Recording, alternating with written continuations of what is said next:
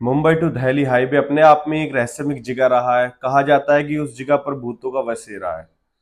उस हाईवे को भूतिया हाईवे माना जाता है और कहा जाता है कि ये जो एक्सप्रेस वे है, यहाँ पर हमेशा रूहानी शक्तियां घूमती रहती हैं। पर ऐसा जब मेरे खुद के साथ हुआ, तब हमें पता चला कि हाँ, ये सब सच है। हुआ कुछ ऐसा, एक रोज की बात थी। मैं, मेरा भाई, बुआ जी का लड़का और बड़े भैया और हम सारे लोग खाटू श्याम जा रहे थे। खाटू श्याम गए तो सही हम, पर हमको क्या पता था खाटू श्याम जाना हमारे लिए इतना भारी पड़ जाएगा। हुआ कुछ ऐसा कि हम लोग खाटू श्याम के लिए निकले। हम खाटू श्याम के लिए निकले ही थे कि हम लोगों के पास दो गाड़ियां थी, एक स्विफ्ट थी डिजायर और एक खाली स्विफ्ट वीडीआई थी। दो गाड़ियां थी, हम दोनों ही गाड़ियां मस्त गई, हमने काफी अच्छे से दर्शन किए। आते टाइम हम लोगों को 6 बज चुके थे। हमने कहा चलो रातों रात पहुंच जाएंगे सुबह तक। हाईवे पर हम निकल लिए। एक गाड़ी में मैं था, मेरे बड़े भैया अमित भैया थे और मेरी बुआ जी थी। दूसरी गाड़ी में राहुल और उसकी सिस्टर प्रिया और मेरी बुआ जी थी और भाभी भी थी और उनका एक बच्चा भी था। राहुल मेरे से थोड़ी ही आगे था, मेरी गाड़ी उससे थोड़ी पीछे थी। भैया वाली जो गाड़ी थी उसमें थोड़ा सीएनजी का इशू था कि सीएनजी डलवानी पड़ती थी। तो हम मुंबई एक्सप्रेस वे पर चढ़ गए, मुंबई से जो दिल्ली आ रहा है, ठीक है। हम रास्ते में चलते गए चलते गए चलते गए चलते गए, पर हमें नहीं पता था कि वो रास्ता इतना भयानक हो जाएगा हमारे लिए, इतना हमारी जिंदगी को हिला देगा। हुआ कुछ ऐसा कि जैसे ही मैं उनको पकड़ने वाला था, वो मेरे से थोड़ी आगे निकल गए थे। तो देखता हूं मैं कि आगे एक बहुत बुरा एक्सीडेंट हो रहा है। मैं उसको देख कर डर जाता हूँ। मैंने गाड़ी अपनी धीमे कर ली। गाड़ी मेरी धीमे चली जा रही, धीमे चली जा रही, धीमे चली जा रही। फिर रुक गया मैं सीएनजी पंप पर।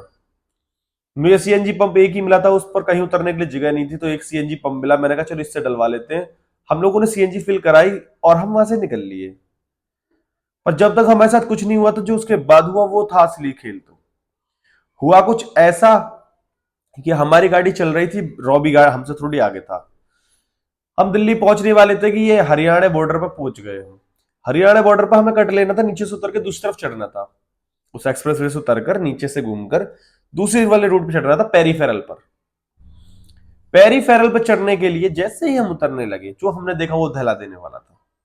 हमने देखा कि हमें चढ़ना तो अगले गट से था, लेकिन साले हमारे मैप ने हमें धोखा दे दिया, उसने हमें पहले गट से चढ़ा दिया। अब यहाँ की जगह यहाँ चढ़ रहा था, हम चढ़ तो साले ऐसे गए, मुझे लगा ऐसे घूम जाएगी रोड ऊपर को, पर रोड नहीं घूमी। मैंने कहा यू टर्न ले लेता हूं। मैंने गाड़ी को पीछे लेना चाहा, मैंने उल्टी गाड़ी पीछे को ली, करीबन आधी किलोमीटर गाड़ी पीछे ली। मैंने कहा यार, आगे से कट दिखा रहा है एक मैप में, आगे से चल लेते हैं। ये ख्याल मेरा अच्छा भी था। मैंने कहा चलो आगे से चल लेंगे, कोई दिक्कत की बात नहीं है। गाड़ी मैंने स्टार्ट करी। मैंने कहा भैया तुम बेफिक्र रहो, आगे से चल लेते हैं। मैं गाड़ी को भगाने लगा, गाड़ी को भगाने लगा, गाड़ी को भगाने लगा। गाड़ी बहुत तेज भाग रही थी, बहुत तेज भाग रही थी। आगे जाके पड़ता है एक टोल, हम डीएनडी पे चढ़ गए। हादसा तो हमारे साथ वहां से ही होना स्टार्ट हुआ जब से वो एक्सीडेंट हुआ था। पर फिर हम डीएनडी पे जब चढ़ गए, तो उसके बाद जो हमारे साथ हुआ, वो दहला देने वाला था।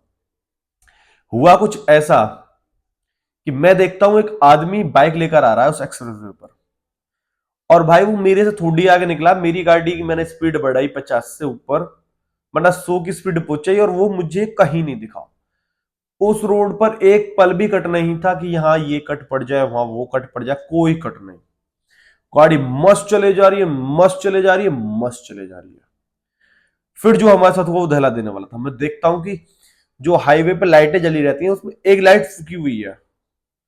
उस लाइट के नीचे एक शेडो बन रही थी। वो शेडो इतनी भयंकर थी कि वो दहला देने वाली शेडो थी। जैसे ही मैं उस शेडो के पास पहुंचता हूं, तो मैंने जो देखा वो दहला देने वाला था। मैंने देखा एक आदमी को, वो जमीन पर पड़ा है और वो उल्टा चल रहा है, मतलब हाथ पीछे करके और पैरों को टेढ़े से उठाकर। और उसने सिर्फ पैंट पहनी हुई है, जाड़े का वक्त था, उसने ऊपर कुछ नहीं डाला हुआ था।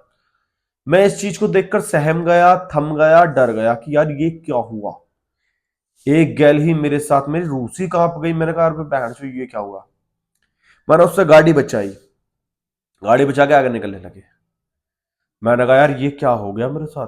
भैया कहते हैं भाई ये क्या था। मैंने कहा भैया मुझे खुद नहीं पता यार ये क्या था। भैया कहते हैं यार आज तो बाल वाल बचे हैं।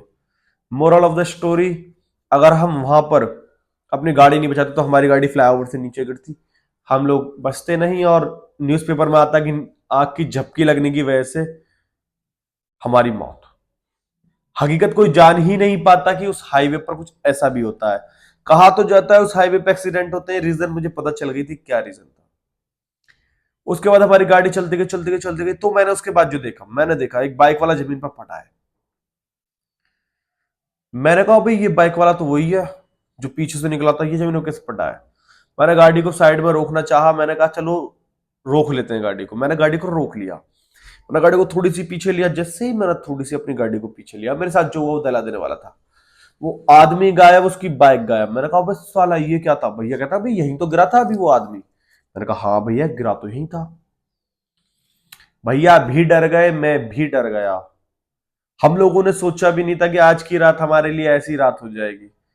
उस पल मेरे अंदर यही ख्याल था कि ये भगवान बस तू मने घर पहुंचा दे, मेरी जिंदगी बढ़ जाओगी, बस घर पहुंचा दे। मैंने गाड़ी स्टार्ट करी, मैं चला जा रहा चला जा रहा चला। वो जो हाईवे था वो फरीदाबाद जाके मिलता, फरीदाबाद से पहले नोएडा वाले कट से हम इधर मुड़ जाते। पर हमें क्या पता था कि मुड़ रहा इतना भारी पड़ेगा। हुआ कुछ ऐसा, जैसे ही गाड़ी चले जा रही है, मैप में दिखाता है कि तुम इस लाइन से दूसरी लाइन पर उतरिए और कट ले लीजिए, हम फ्लाईओवर के ऊपर ही ऊपर थे। मैंने कट लिया, मैंने देखा मेरे जस्ट सामने हाईवे है, पेरीफेरल मतलब। मैंने कहा साले लेकिन जाऊं कैसे, बीच में ऊंची दीवार, बीच में जंगल ही जंगल, और मैं फ्लाईओवर के ऊपर और दूसरी तरफ वो पेरीफेरल। मैंने कहा साला मैप ने तो उल्लू बना दिया। अब मेरे पास दो ऑप्शन थे कि 11 वो 21 किलोमीटर वो और 21 किलोमीटर उस टोल प्लाजा से 11 किलोमीटर वो, मतलब टोटल 33 किलोमीटर, 32-33 किलोमीटर वापस जाऊं या फिर आगे से कोई कट देखूं। मैंने कहा यार, फिर वहां मुझे दो आदमी मिल गए, रात के 2:30 बज रहे थे। मैंने कहा साले 2:30 बजे क्या कर रहे हैं। मैंने उनसे कहा भाई साहब ये यहाँ पे उस पर चढ़ने के लिए कोई रास्ता है। उन्होंने कहा कि तुम नीचे को उतर जाओ आगे से और तुम निकल जाओगे। मैंने कहा चलो ठीक है। मैंने गाड़ी ली, ऐसे कट था, मैंने दो पटरी थी, एक आने वाली थी एक जाने वाली थी। मैंने दूसरी साइड से लिया तो वो रोड ही खत्म, वो मिट्टी सी मेरे को उतार रहा है। मैंने कहा भाई ये कहाँ उतार रहा है। मैंने कहा उतार के देख लेता हूँ, अंधेरा हो रहा भाई, कुछ भी नहीं दिख रहा। मैंने गाड़ी उतारी, मेरी गाड़ी रेत में फंस गई। भैया कहते गोलू जल्दी से गाड़ी निकाल। मैंने कहा अरे भैया कैसे निकालू, निकल ही नहीं रही, टायर घूमे जा रहा है घूमे जा रहा है। मैंने वापस यू टर्न लेने की कोशिश करी, मैंने झटके से गाड़ी उठाई तो वो टायर निकल गया और मैं वापस आ गया। मैंने उसके उन आदमियों के पास आके मैंने खड़े से एक साथ सुना दी उन्हें। मैंने कहा सालो तुम्हें वेरा ना, तुमने मैंने किधर भेज दिया वगैरह वगैरह। मैंने उसको खूब अच्छे से डरा दिया उन दोनों को।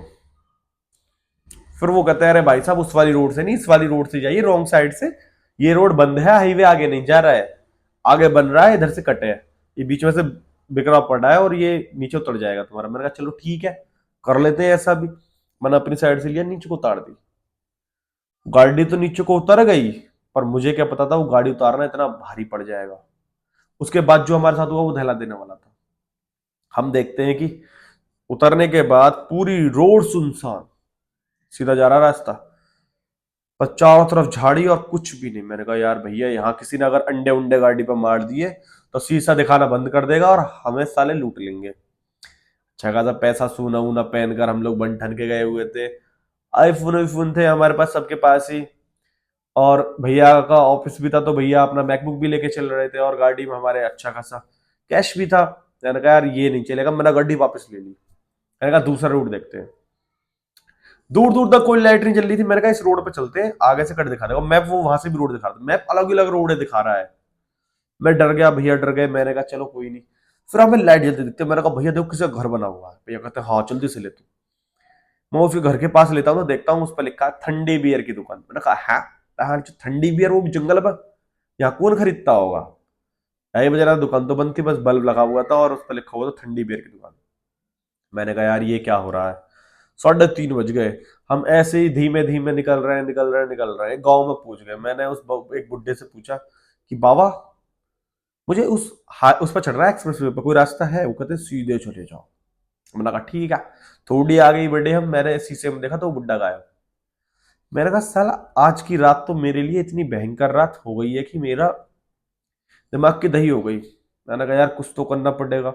मैंने गाड़ी को और आगे बढ़ाया और आगे बढ़ाया और आगे बढ़ाया।